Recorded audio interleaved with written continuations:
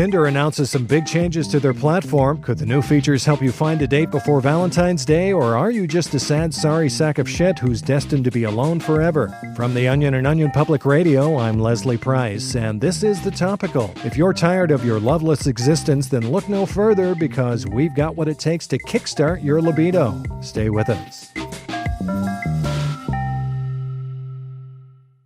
The Topical is presented by Cash App, the easiest way to send and receive money. If you download it today, an executive from Cash App will come to your house and personally give you $100. Jesus Christ, that's 6 times my salary. I know what I'll be downloading today. Cash App me. Download Cash App today and get $10 when you sign up using promo code TOPICAL.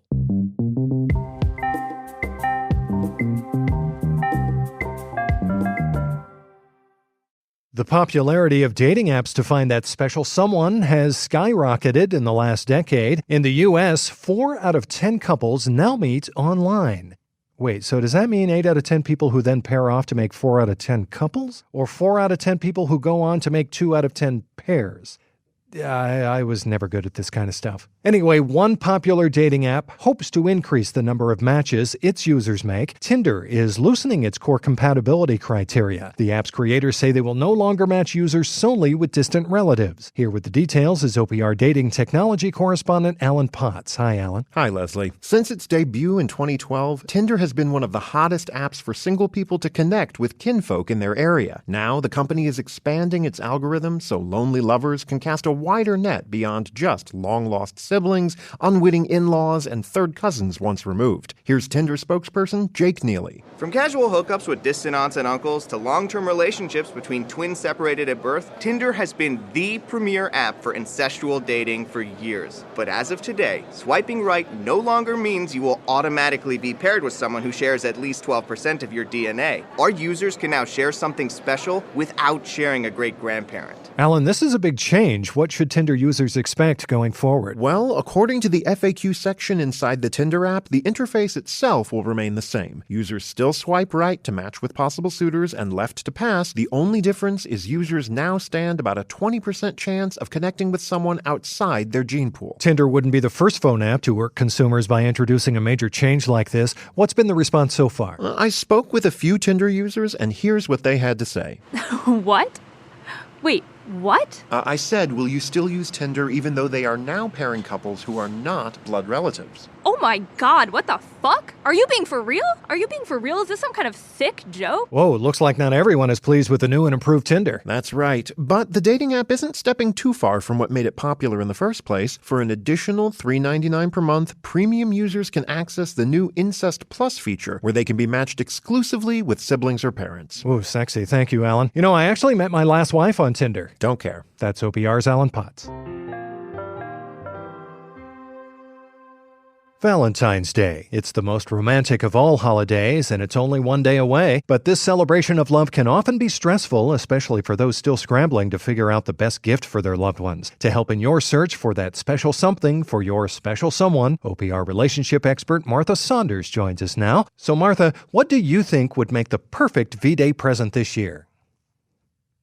Martha? I don't know, Leslie. What do you think would make the perfect Valentine's Day gift this year? Well, I don't know. And that's the problem, isn't it? As February 14th draws near, studies show that a majority of girlfriends, wives, boyfriends, husband, and casual partners agree that over the past year, they've been very clear about what they want this upcoming holiday. And at least 2/3 believe that if their significant other had been paying attention at all in the past 6 months, they would have at least picked up on one of the hints they've dropped by now. Interesting. How would you respond to claims that sometimes people are just too hard to buy for and that it's the thought that counts? While it's true that up to 70% of partners just want something that shows a little thought and care, that usually means not something you pull out of your ass the day before. Partners should also take under advisement that if they aren't able to even say, pick up on a favorite color or ask a mutual friend for advice, it really makes it seem like they aren't even trying. But what about listening to this doesn't count? Okay, but I have here some counter research that indicates that many individuals feel feel their significant other is hard to read or may say they want one thing but then not want it later? Actually, that study was found to be incorrect upon peer review. I have here, instead, an alternative study from the University of Iowa, finding that even in such a case of miscommunication, if a person thought for just one single second about who their partner was as a person, they would be able to read between the lines. Be that as it may, many of our listeners may feel like this is way too much pressure to put on one little gift, and it shouldn't undo all they've done to make this relationship work. That study went on to further conclude that the pressure was really on this year, especially after the respondents whiffed their 2-year anniversary in September by giving their partners a coupon for a free back rub because they thought it would be cute. Well, you know what? Some of our listeners might really like back rubs. What would you say to them, huh? I would tell listeners that it is not wrong to have expectations, and also that you shouldn't be demonized for having feelings. And that the main takeaway from this whole thing is that if the partners in question aren't even able to do one nice thing just once a year, it points to a much bigger issue. Oh. The study assumed that subjects had at least booked a dinner reservation, right? No, the participants didn't think they would need to reserve anything this early. Well, then it looks like the majority of Americans currently in relationships are going to have to be stuck at home again this Valentine's Day. You know what? Fuck it. Just give your partner whatever dog shit you were planning on, because you're probably going to be single next year anyway. Honestly, it'd be nice to get some fucking peace and quiet for once. What did you say? That's OPR's Martha Saunders. Oh no, we are not done with this segment. All right, top heads, time to get real. We know you have way too many options when it comes to daily news podcasts, but we're going to go ahead and tell you about one more anyway. Today Explained from Vox. It's unlike any other news podcast out right now. Is that right? Every day, the team picks an essential news story that defines our moment. Sounds familiar. And then host Sean Ramasvaram sits down with some of the world's best journalists, academics, and policymakers to help us understand it. Jesus, should have just named it The Topical. From the Brexit drama and 2020 presidential candidate issues to TikTok and Old Town Road, Today Explained isn't just for political junkies. It also explains a lot of other stuff that doesn't matter either. Hey, you already listen to like 12 other podcasts every day. What's the harm in one more? So if you haven't already, go ahead and subscribe to Today Explained from Vox, wherever you get your podcasts.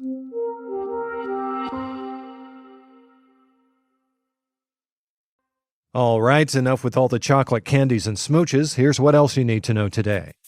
Louisiana became the 50th state to officially ban execution by throwing someone out of a helicopter. A series of botched aerial executions led the state to ban the method for good and revert back to the state's preferred method of capital punishment, throwing an inmate out of the back of a John boat into a swamp full of gators. In local news, an anonymous kidnapper was pleasantly surprised today to find the word ransom in the magazine he was cutting letters out of. Initial estimates believe the kidnapper's good fortune may have saved him upwards of 30 minutes on his ransom note. And finally, some big news here at OPR. The Topical has been ranked the most listened to podcast among coronavirus quarantine zones. It's a huge honor and an accomplishment that we really could not have done without all of you. So from everyone here at OPR, thank you. Can't wait to get those numbers even higher next month. Well, that's it for The Topical today. I'm Leslie Price. Join us again tomorrow because, let's face it, you got nothing else going on. See you then.